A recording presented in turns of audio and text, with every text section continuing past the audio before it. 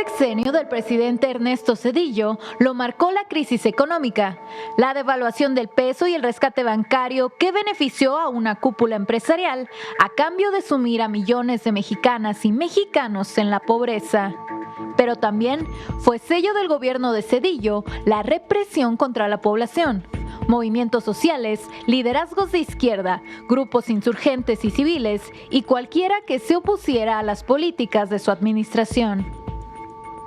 Con Ernesto Zedillo como presidente, ocurrieron en México represiones que generaron escándalos internacionales. El 28 de diciembre de 1995, en la masacre de Aguas Blancas, 17 miembros de la organización campesina de la Sierra del Sur fueron asesinados a tiros y otros 23 heridos por judiciales y policías, cuando se dirigían a protestar por la desaparición de uno de sus compañeros. Un acto atroz que el resto de los integrantes de la organización aseguran fue planeado con la participación de diversos secretarios y funcionarios del estado de Guerrero por órdenes del entonces gobernador Rubén Figueroa Alcocer.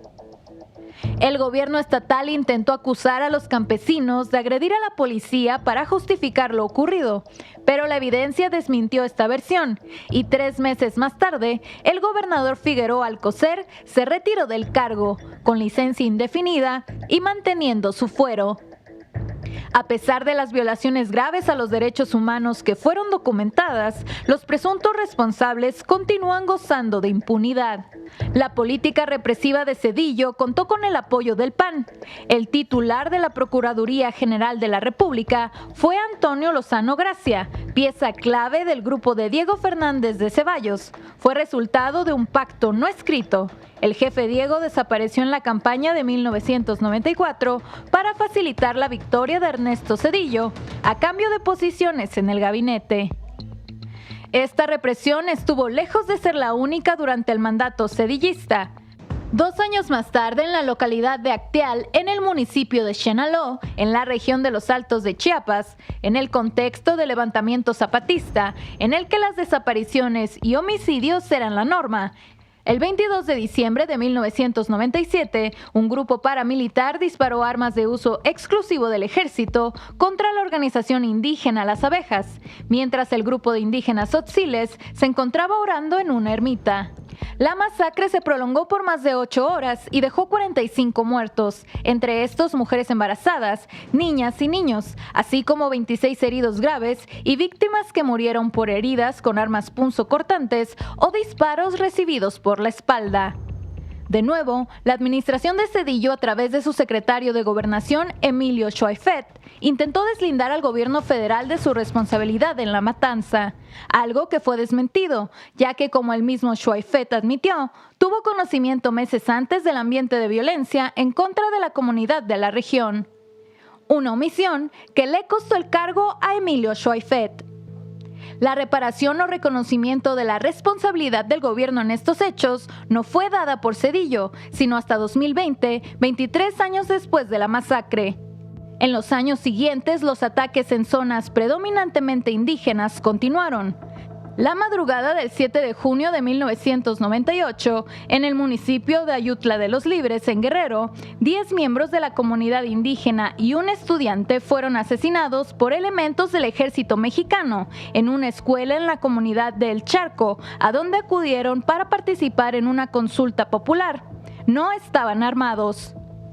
Luego de ser rodeados, la balacera se prolongó durante 6 horas. Algunas víctimas recibieron el tiro de gracia y por varios días, más de 3,000 indígenas mixtecos quedaron bajo cerco militar.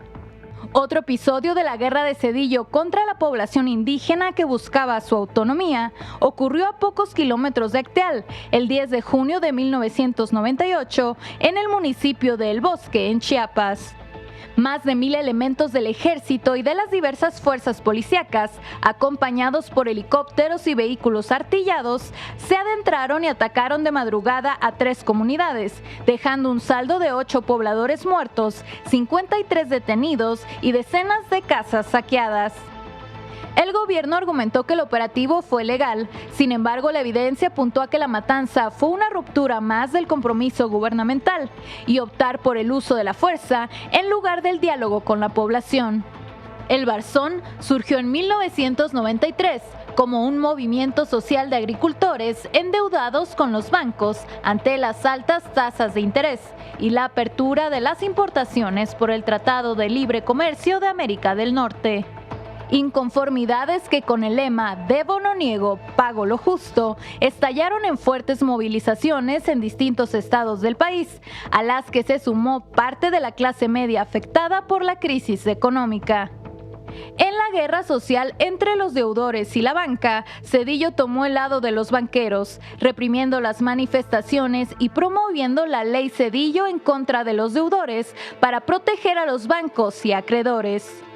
La violencia dictada desde el Estado marcó los sexenios de Zedillo y su antecesor Carlos Salinas, pues entre 1988 y 1997 se produjo una persecución sistemática de la oposición y de miembros de partidos como el PRD, que provocó la muerte de más de 600 militantes del PRD, crímenes que nunca fueron esclarecidos.